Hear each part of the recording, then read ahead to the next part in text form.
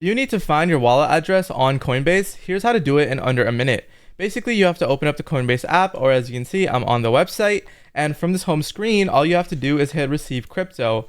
All of a sudden, it lets you receive it in any of these forms of cryptocurrency.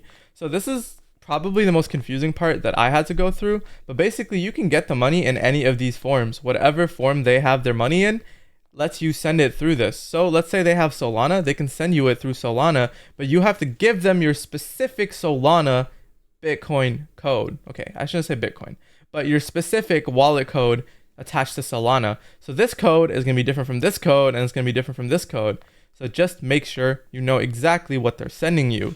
And so basically after you click one of these, it'll give you not only a QR code that you can send to them to scan, but also the line of code that you can easily copy. I'm not going to click it because I don't really want you guys knowing what my code is, but yeah, you basically get the rest. That's it. Now you know how to find your wallet address on Coinbase.